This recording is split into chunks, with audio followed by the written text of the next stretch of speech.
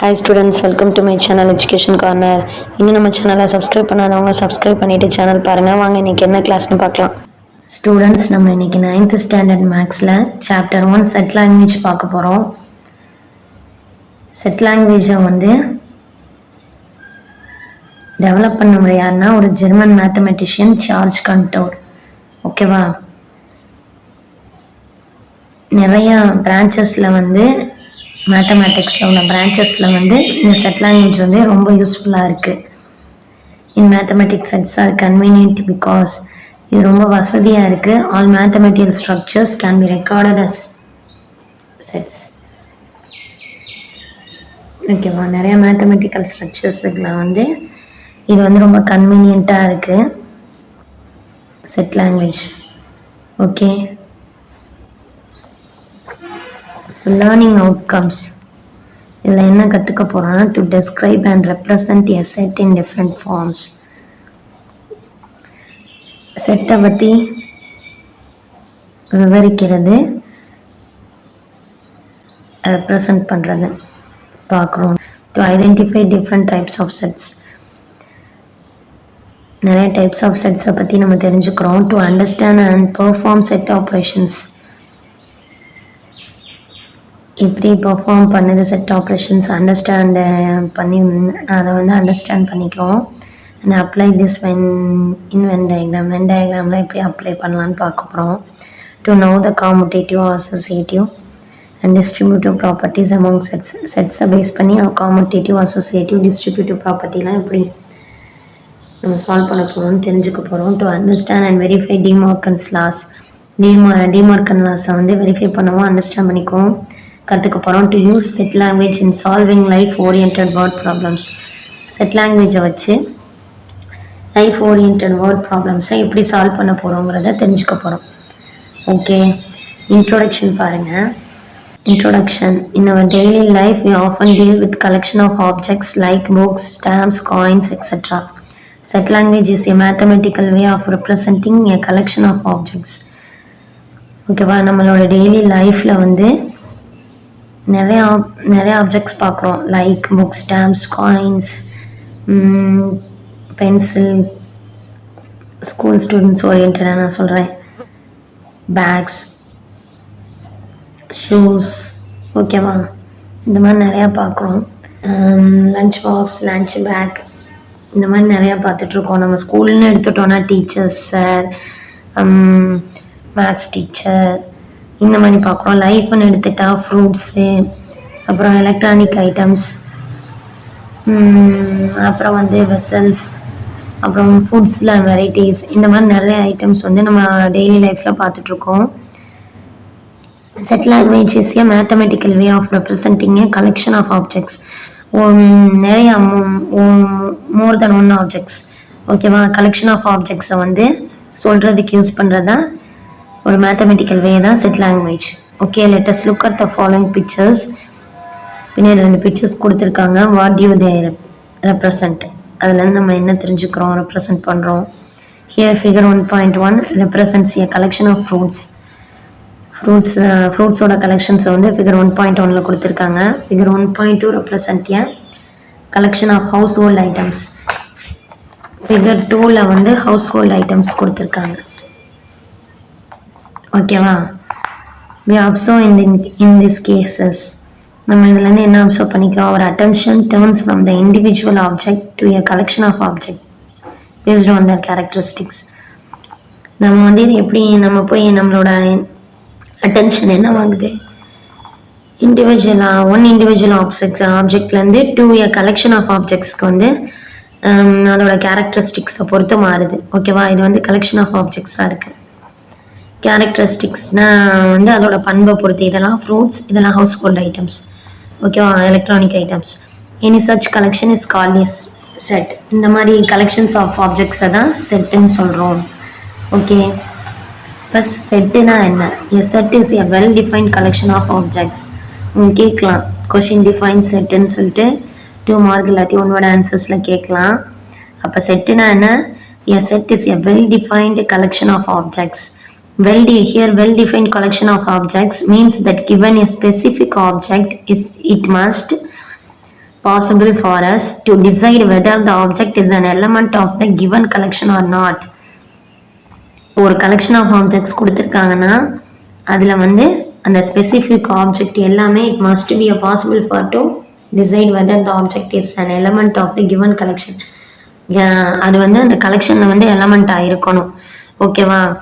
அது வந்து வெல் டிஃபைன்டாக இருக்கணும், நன்கு வரையறுக்கப்பட கூடியதாக இருக்கணும். அப்போ தான் அதை வந்து செட்டுன்னு சொல்லுவோம். ஓகேவா? இதே வந்து நீங்கள் வந்து இங்கேயே உங்களுக்கு இந்த பாக்ஸில் அட்ஜசன்ட் பாக்ஸில் வந்து கொடுத்துருக்காங்க பாருங்களேன், which of the following are செட்ஸ்ன்னு சொல்லிட்டு. நீங்கள் பின்னாடி பார்க்குறப்ப புரியும். ஆர் நாட்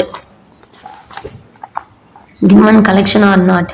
ஓகேவா? அந்த கலெக்ஷனில் அந்த எலமெண்ட் இருக்கணும், இருந்தால் தான் அது வந்து செட்டுன்னு சொல்லுவோம். The objects of a set are called its members or elements. ஒவ்வொரு ஆப்ஜெக்டும் அந்த செட்டில் உள்ள ஆப்ஜெக்ட்டுக்கு வந்து மெம்பர்ஸ்னு சொல்லலாம், இல்லைனா எலமெண்ட்ஸ்ன்னு சொல்லலாம். Okay. For example, the collection of all books in a district central library. இதை ஒரு எக்ஸாம்பிளாக சொல்லலாம். ஒரு டிஸ்ட்ரிக்டில் உள்ள சென்ட்ரல் லைப்ரரியில் உள்ள ஆல் புக்ஸையும் சொல்லலாம் செட்டுன்னு. The collection of all colours in a ரெயின்போவில் உள்ள கலர்ஸையும் வந்து நம்மளால் வெல் டிஃபைன் பண்ண முடியும். ஸோ இது வந்து it is a set. The collection of prime நம்பர்ஸும் நம்ம சொல்லலாம், இதுதான் கரெக்டாக நம்மளால சொல்ல முடியும். அப்போ வந்து அதுவும் கலெக்ஷன் ஆஃப் செட்ஸ் தான். கலெக்ஷன் ஆஃப் ப்ரைம் நம்பர்ஸும் செட்டு தான். We see that in an adjacent box, statements 1, 2 and 4 are well defined and therefore they are sets. இங்கே வந்து 1, 2, 4 மூணு well defined, அதனால அது வந்து செட்ஸ்ன்னு சொல்கிறோம்.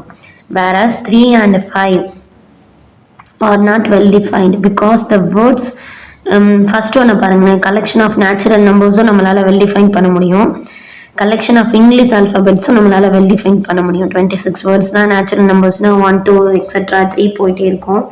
ஆனால் அது வந்து நமக்கு தெரியும், வெல் டிஃபைன் பண்ண முடியும். Collection of good students in a class. ஒரு கிளாஸில் வந்து 50 ஸ்டூடெண்ட்ஸ் இருக்காங்கன்னா அதில் ஒரு டீச்சர்ஸ்க்கு வந்து 20 ஸ்டூடெண்ட்ஸ் வந்து குட்டுன்னு கன்சிடர் பண்ணிக்குவாங்க, இன்னொரு டீச்சர்ஸ் வந்து 25, ஒரு டீச்சர்ஸ் வந்து 5 அப்படின்னு சொல்லிட்டு ஒரு சில பேருக்கு குட்டாக தெரியணும், ஒரு சில பேருக்கு பேடாக தெரியணும். So it is not well defined, so it is not a set. ஓகேவா? Collection of states in our country. நம்ம கண்ட்ரியில் உள்ள ஸ்டேட்ஸும் நம்மளால் வெல் டிஃபைன் பண்ண முடியும். So it is a set. Collection of beautiful flowers in a கார்டனில் உள்ள ஃப்ளவர்ஸில் வந்து எக்ஸாம்பிளுக்கு இங்கே கொடுத்துருக்காங்க. whereas 3 and 5 are not well defined because the words good and beautiful are difficult to agree on. ஓகேவா? பியூட்டிஃபுல்ங்கிறது வந்து நம்மளால வந்து அக்ரி பண்ணிக்க முடியாது, ஏன்னா அது ஒரு டிஃபிகல்ட்டான விஷயம். I might consider a student to be good and you may not. நம்ம குட்ன்னு நினைக்கிறவங்க மற்றவங்க வந்து குட்ன்னு நினைக்க தேவையில்ல. ஓகேவா? I might consider the jasmine is the beautiful flower. ஒரு கார்டனில் உள்ள ஃப்ளவர்லேயே ஜாஸ்மினை கன்சிடர் பண்ணிட்டா நம்ம அதை பியூட்டிஃபுல்லாக இருக்குது, ஒயிட்டாக இருக்குது, பியூராக இருக்குது, பியூட்டிஃபுல்லாக இருக்குன்னு நினைப்போம். But you may not. சில நீங்கள் வந்து அதை வந்து பியூட்டிஃபுல்லாக இருக்குன்னு நினைக்க மாட்டீங்க, உங்களுக்கு வந்து ரோஸ் தான் பியூட்டிஃபுல் ஃப்ளவர்னு கன்சிடர் பண்ணியிருப்பீங்க. ஓகேவா? அப்போ it is not well defined. இது வந்து வெல் டிஃபைன்டு வேர்ட்ஸ் கிடையாது. So it is not a set. Collection of beautiful flowers in a garden வந்து it is not a set. So we will consider only those collections to be sets where there is no such ambiguity. Therefore 3 and 5 are not sets. ஓகேவா? So 3 and 5 வந்து நமக்கு sets கிடையாது. We will consider only those collections to be sets. நம்ம வந்து இந்த கலெக்ஷன்ஸை வந்து இதை வந்து ஒன்லி கலெக்ஷன்ஸ் மட்டும்தான் நம்ம கன்சிடர் பண்ண முடியும். இதை செட்டுன்னு கன்சிடர் பண்ணுற அளவுக்கு இதில் வந்து ஒரு தெளிவின்மை இல்லை. ஆம்பிகுட்டினா தெளிவின்மை. ஓகேவா? Where there is no such ambiguity. ஓகேவா? இது ஒரு தெளிவாக இல்லை. குட்டுன்னு எடுத்துக்கலாம், பேடுன்னு எடுத்துக்கலாம், தெளிவாக ஒரு விஷயத்த வந்து சொல்ல. பியூட்டிஃபுல்னு எடுத்துக்கலாம், நம்ம வந்து சில பேருக்கு அது பியூட்டிஃபுல் இல்லாமலும் இருக்கலாம். ஓகேவா? Okay, do you understand now? Therefore 3 and 5 are not sets. Okay. இப்போ சாப்டர் 1க்கு செட் லாங்குவேஜில் வந்து நோட்ஸ் எடுத்துக்கோங்க. நான் கொடுக்குற நோட்ஸெல்லாம் நீங்களும் ஒரு நோட் போட்டு நோட்ஸ் எடுத்து வச்சுக்கோங்க, உங்களுக்கு ஈஸியாக இருக்கும். ஓகேவா?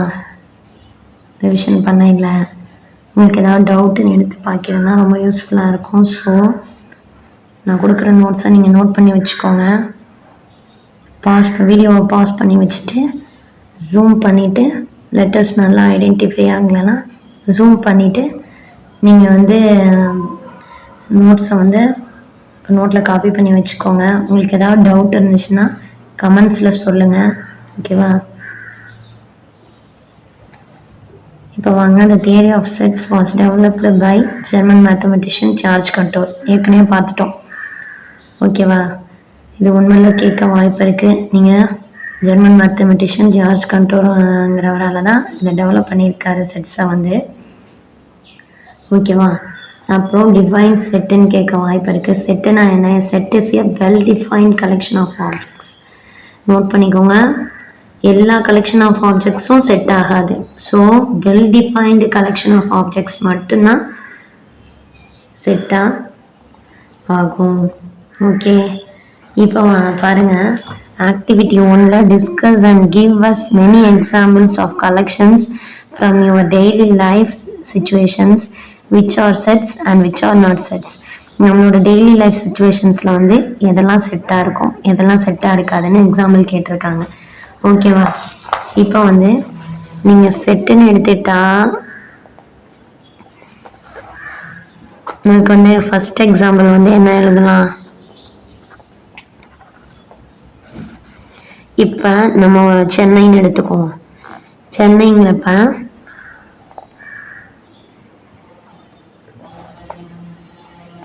the collection of library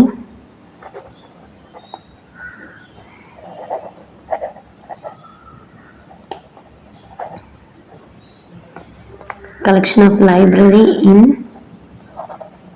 Chennai. Okay, இதை வந்து செட்டுன்னு எடுத்துக்கலாம். ஓகேவா?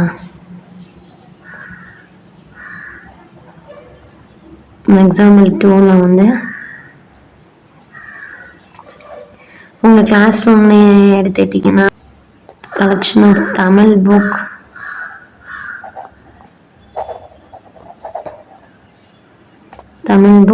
in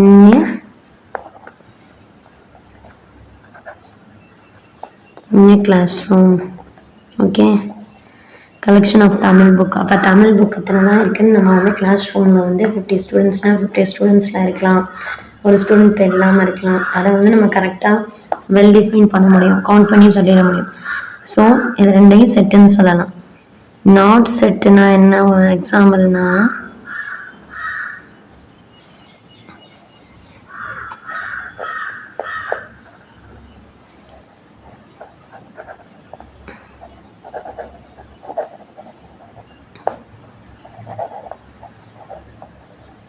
collection of stars in the sky. ஓகேவா? the collection of stars in the sky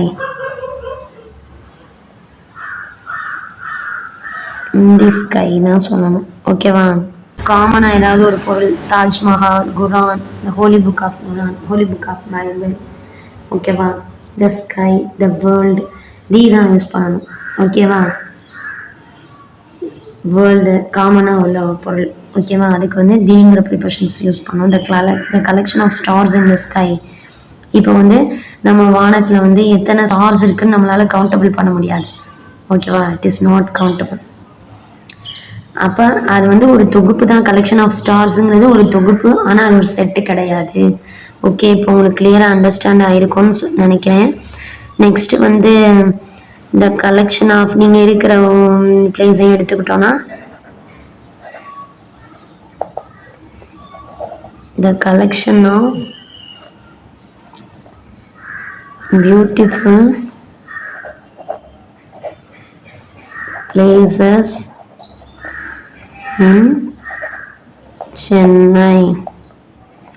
Okay, the collection of beautiful places in Chennai. சென்னையில் வந்து நமக்கு சில இடம் பிடிச்சிருக்கும், மற்றவங்களுக்கு அந்த இடமே பிடிக்கணும், அழகான இடம்னு நம்ம கன்சிடர் பண்ணணுங்கிற அவசியம் இல்லை. ஸோ அந்த கலெக்ஷன் ஆஃப் பியூட்டிஃபுல் பிளேசஸ்ங்கிறது வந்து ஒரு தொகுப்பு, ஆனால் வந்து அது ஒரு செட்டு கிடையாது.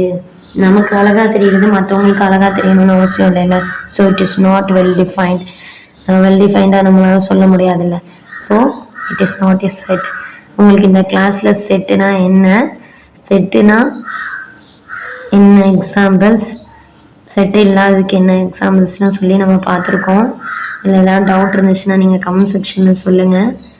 இன்னும் நம்ம சேனலை சப்ஸ்கிரைப் பண்ணாமல் பார்க்குறவங்க சப்ஸ்கிரைப் பண்ணிவிட்டு சேனல் பாருங்கள். நம்ம சேனலுக்கு லைக் கொடுங்க, ஷேர் பண்ணுங்கள். நீங்கள் கொடுக்குற ஒவ்வொரு லைக்கும் ஷேரும் மற்ற ஸ்டூடெண்ட்ஸ்க்கு நம்ம சேனலை பற்றி தெரிஞ்சுக்க யூஸ்ஃபுல்லாக இருக்கும்.